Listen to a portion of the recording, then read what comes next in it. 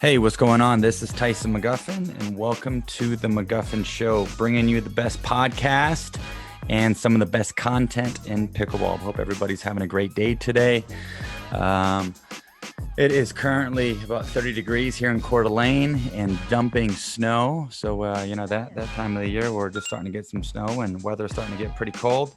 Want to thank all of our viewers for tuning in this week. Hope you guys enjoy this week's podcast. Also want to give a big shout out to all of our sponsors: Selkirk Sport, 1044 Pro, ASEA, Beamer Therapy, Pickle Play, Turn a Grip, Voodoo Pain Relief Cream, R-Bar, Salt Stick, and Jolt Therapy. And thank you guys very much for all of your continued support. So just got back from Newport Beach. Actually got back obviously a couple weeks ago, but we're a little late on this podcast. Spent about 10 days in Newport Beach. Lovely weather down there. You know, it was in the 70s. We stayed right on the beach there. I actually got some surfing in. Never been surfing in my life, so it was quite the experience. Had 2 days of surfing, and I'm not gonna lie, by the last hour of surfing on day 2, I was pretty stinking sore. One of those things where you felt like I was using select body parts or select muscle groups that I haven't used in a very long time. So, your typical trying out a new sport and body kind of aching and feeling aches and pains in weird parts of your body. But taught two-day camps back to back, had some good numbers. Campers had a great time. If you guys are looking to take a Tyson McGuffin signature PB camp in 2021, make sure to go over to my website, go to tysonmcguffin.com and get yourself signed up for a camp in 2021. Invest in yourself. So Newport, played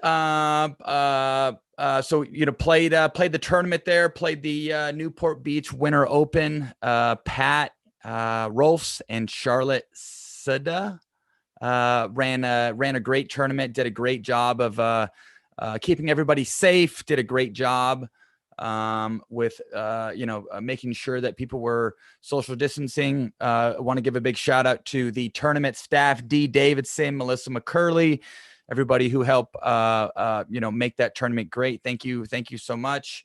Obviously want to thank all the volunteers and anybody working behind the scenes that doesn't get seen. Obviously, big shout out to you guys. I know running tournaments and getting things organized and tournament preparation and all that stuff is not easy. So as a player, we greatly appreciate you. So beautiful club there in Newport Beach. Looks like they're looking to do some stuff next year. They're going to run a little tour kind of out of their club. They're going to run some lead up tournaments to like a year-end championship. Kind of like what USAPA does or PPA does, but Newport is just kind of keeping it in-house and in-club and kind of doing their own unique, creative tournament style kind of format for the year. So, and I would say out of all the clubs that I've traveled through, I would say that the Newport Club is probably the most advanced as far as pickleball programming, membership, running events, scheduling, bringing in pros for clinics and things of that nature. So they definitely have their stuff together, and they're super active and definitely love their pickleball there in Newport Beach. But it always helps having somebody lead the charge, and Charlotte does a very splendid job there in Newport Beach of leading the charge and helping coordinate all the events and things of that nature. So camps coming up for 2021. I'm just going to go through some dates here. Dates just got listed on the TysonMcGuffin.com website. So make sure to check that out. So my name's Mona, and I just got finished with a 2-day camp with Tyson here at Newport Beach, and it was amazing. I had a previous opportunity to have a camp with him back in October, great information as well. Implemented those ideas that he shared with me as from that camp, and then got a whole bunch of new ideas as I progressed in my game here today. And so I have more tools in my toolbox, and that's really not possible without attending the camp, without playing with Tyson and having him seeing me one-on-one. It's a great opportunity. I would highly recommend it. I want to say, Mona, thank you so much. You were such a sweetheart. Yes. Awesome. Thank you, Mona. But I'm just going to go through a couple of dates for next year. Not going to name them all, but a couple of things that we have in the pipeline. We partnered in with PPA. We also partnered in with Chicken and Pickle. So 6 out of the 16 PPA events, we're going to be running level specific camps on the Monday, Tuesday after. So if there's anybody out there that's traveling or planning to play any PPA events next year, be sure to maybe tack on a 2-day camp on that Monday, Tuesday after your tournament. We would love to have you. Okay, so the PPA events are going to be running for 2021 is PPA Mesa, which is February 22nd, 23rd. The next PPA event we're going to be running is March 15th and 16th. That's the PPA in St. George. And then we have one in Newport Beach, April 5th and 6th. Let's see here. We have another one in Atlanta right after the Atlanta tournament. That's May 24th and 25th. We also have the PPA event in Dallas. That's September 4th and 5th. And then we have the year-end championships in Las Vegas, October 25th and 26th. Also, too, some camps that we have coming up. We partnered in with Chicken and Pickle. Super excited, and the great little destination, camp. So the first PPA, or sorry, the first Chicken and Pickle camp that we're going to be running is February 1st and 2nd. The next one is March 1st to the 4th, and that's in Wichita. We have another Chicken and Pickle camp coming up in March as well, and that's March 22nd to the 25th. That's in San Antonio. And then in April, actually, looks like we're hitting all Chicken and Pickles in the year of 2021, and we're actually hitting them kind of all back to back through February, from February through April. And the last one that we're going to be running is April 26th to the 29th, and that's in Kansas City, Missouri. So viewers out there, be sure to check out those camps. I was super excited about both of those partnerships, and I'm excited to see kind of where that goes. Newport tournament. So overall, I know I had a great experience. I also played pretty well. I ended up taking silver in mixed doubles with Callie Smith, and then ended up taking bronze with Riley Newman in men's doubles. But yeah, overall, great day of mixed for me. That was Callie and I's second time playing together. Definitely makes my job fairly easy when I'm playing with somebody of Callie's caliber. But yeah, I thought we played really well all day. Callie's really easy to play with. She kind of lets me play the tactician role. She kind of lets me mold her kind of into whatever player is going to work for that match. So she's very open about certain little changes in her game. If she's uncomfortable going head to head with somebody, or if she's not comfortable going cross court with the girl. Yeah, Kelly's got a wide range of tools in her toolbox, and it's nice that she can adapt and use variety in her game. And it definitely helped against, different teams and stuff like that. So, but yeah, it was nice to get a W over, Miss Jardine and Ben. That is my first time beating, those, or I guess that's my first time beating them in mixed. I've beaten Simone in mixed a couple times, but the previous times that I beat Simone in mixed was with Kyle. So obviously Ben is a much different character than Kyle. Nothing against Kyle at all, but Ben is the prodigy of the sports for sure. Yeah, it was kind of funny. Carl Schmitz who also did a great job. Shout out to Pro Pickleball. Carl Schmitz did all the live stream for the Newport tournament. And it was kind of funny. The morning of mix, Carl Schmidt threw out some statistics on Facebook, threw up like a little, just like a little post on Facebook. And basically it listed over the last 2 years how many matches Simone and Ben have won and lost, and then how many games they have won and lost over the last 2 years. And I believe it was like 53-2, and then games won to games lost was like 110-10. So I made sure it wasn't going to be 53-2, if you know what I mean. So we gave them their third loss. I'm giving Callie all the credit. I played my little sliver and let her do her thing. Wink, wink.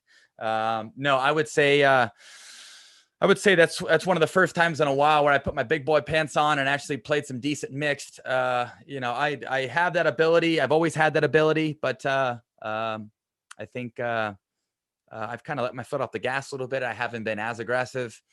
And I think I kind of let my girl try to dictate a little too much. Nothing wrong with that. But if you take a look at some of the best men's teams, some of the best mixed teams out there, take a look at Warnick and Jesse, take a look at Matt and Lucy, take a look at Riley and Lindsay, take a look at Ben and Simone. The guy covers 60 to 70% of the court, and the guy takes a lot of balls off the girl's inside foot. So anyhow, I thought I would just try to do a bit more, take some more balls off of Callie's inside foot, just try to be a little louder in the middle, try to be a little bigger in the middle.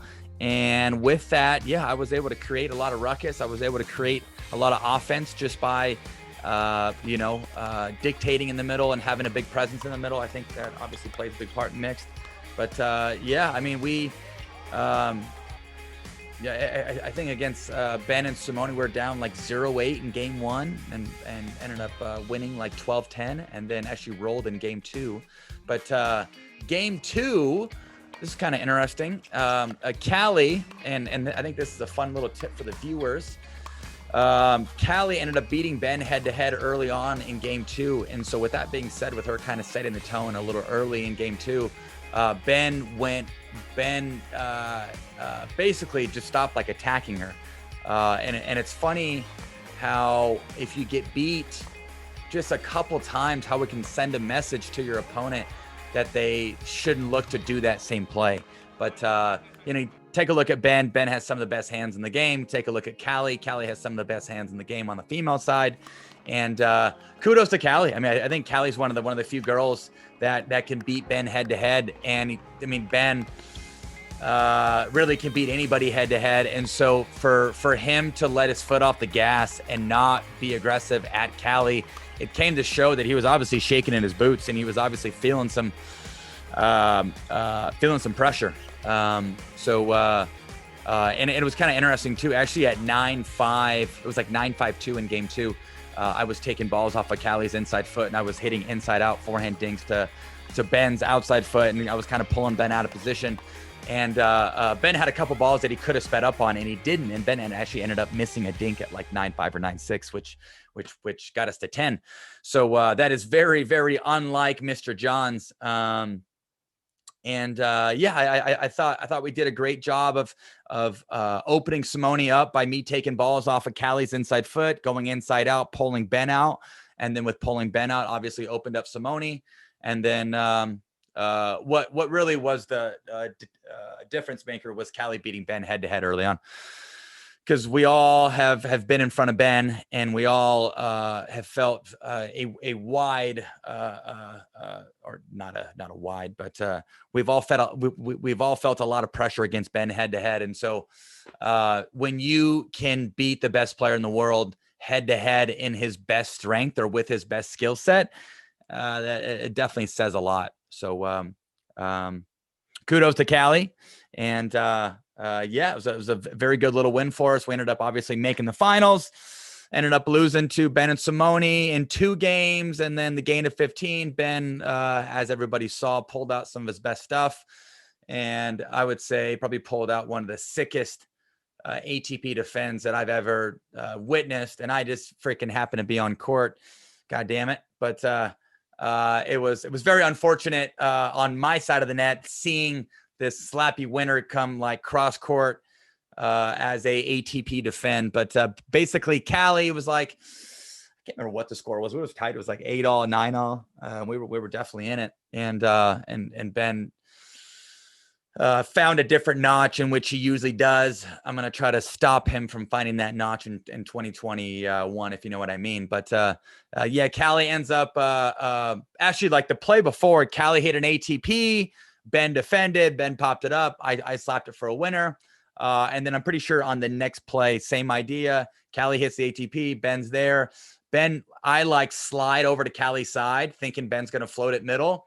I just happened to like slide and shift middle, and then maybe I was just leaning a little bit to my right, but I wasn't clogging Callie's side. So basically, I was in a great position to cover. I was in a prime like singles position, you know, to kind of fight the battle with 1 versus 2, if you know what I mean. And still, with me being pretty central located in the middle of the court, Ben was still able to slap one back behind me. So pretty good. But I would say what separates Ben from anybody else, and I'm starting to integrate it a little bit, but I'm not as organized with my recounter. I would say what differentiates, what separates Ben from anybody else is Ben's ability. You know, when he's taking a ball off of Simone's inside foot, and he can go inside out with it. When the guy can dink aggressively back cross, Ben is able to basically move laterally, be organized, be balanced, add disguise with his speed up with like a little shoulder turn as he's on the stretch, right? And he's able to speed up at the girl as he's moving to his left, and he's adding disguise with that shoulder. And then not only is his speed up halfway decent, but his recounter usually ends up being better than his initial speed up. So that play right there, I would say separates the men from the boys. Yeah, I would say that with a more athletic person coming into pickleball, we're going to start seeing a lot more of that, of guys scrambling, guys kind of being off balance, or girls scrambling, girls being off balance, but still getting gathered and being able to speed up, with all those variables or with all that scrambling taking place. So yeah, I ended up, losing to Ben and Simone in the finals, but kudos to them. Ben stepped it up as he usually does. And guy's a stud. What do you say? And then in men's doubles, played with my man Riley Newman. We actually ended up rolling all the way to the finals, and then it was one of those matches where it was like getting off this court as quickly as possible. Ben and Colin ate us up, spit us out, kicked us around. Yeah, it was kind of a bloodbath. So I'm not gonna lie, we did not recover after that. And the next thing we know, we play Warnick, who's shoving it down your throat, not only with the ball but verbally as well. And I'm just kidding. Shout out to Warnick. He's my boy, crime dog, baby crime dog, and lady crime dog. That's what he is. What he calls our whole fam. But yeah, Zane and Jeff played super well, but I'm not gonna lie. I mean, kudos to them. No discredit to their win at all. But yeah, we I think still kind of had our heads in the dump after getting beat up so bad. My oh my. Fun little tip for the viewers. Anytime that you lose a match in a fashion where it was not very pretty and you didn't play your best and you got, let's say, totally dominated, I would take a long look at yourself, look to fully reset, take your time before that next match, try to have a full clean slate, get all that yucky stuff out of your head.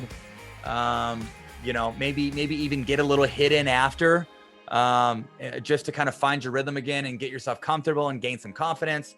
But something that Riley and I did is we ended up losing that match. We didn't talk to each other. And we just thought that we could bring it against, Zane and Jeff. And we obviously thought wrong. They ended up playing super aggressive, driving every third ball, crashing off of third balls. It was a lot of shake and bake. But plain and simple, we never really found a rhythm. They did a great job of making sure that, the points were under 5 balls. There wasn't a whole lot of dinking. There was a whole lot of speeding up. And left a shitty taste in my mouth, I'll tell you what. But hey, it's only going to make us tougher. It's only going to make us stronger. Riley and I are going to kick some ass come 2021. So super excited for that. Let's get into the instructional nugget. My instructional nugget is take a look at let's use Callie Smith as a great example. She's got a very, I would say, alert, ready position. But aside from her ready position, look at her legs. She's finding her most athletic self. She's using her shock absorbers. I got that, I guess, phrase or saying from DJ Howard. I'm going to give DJ a little shout out. Thanks, DJ Howard. Hope you're well, brother. But, take a look at Callie, she's down. She's super still. Her upper extremities are nice and quiet. If she had a beverage in her non-dominant hand, she's going to keep that beverage there. If there's a bowl on top of their head, she can keep the bowl there. Plain and simple. There's no baggage. There's no variable. She's got she has a very aggressive, ready position. She looks like she's going to kick somebody's ass. Fake it till you make it a little bit. I think that's my nugget. Fake it till you make it. Show that you're ready. Show that you're tough. Get your ready position, in the correct spot. Always be ready for the fastball, not the change up. I'm going to say that again. Always be ready for the fastball, not the change up. Linda Thompson, you know who you are. Shout out to Linda Thompson. But so I just think, not too much can go wrong when things are nice and still, things are nice and quiet. A lot can go wrong when you're adding in variables, throwing up your upper extremities, if beverage in hand, throwing that beverage over your shoulder. Take a look at some of the best talent in the world. Things look effortless. Things look still. Yes, much easier said than done, but there's definitely value and definitely something to be said with clean, controlled, organized body position. Okay, guys, in closing here, I want to thank the viewers for tuning in. Again, want to thank all of our sponsors here, Selkirk Sport, 1044 Pro, ASEA, Beamer Therapy, Pickle Play, Tournigrip, Voodoo Pain Relief Cream, R-Bar, Salt Stick, and Jolt Therapy. Want to thank you guys for all your continued support. In closing, be a good human. Hard work makes champions. Set yourself up for success. Give back, have faith, and don't worry. It's just a silly plastic ball. This is the McGuffin Show. My name is Tyson McGuffin, and peace.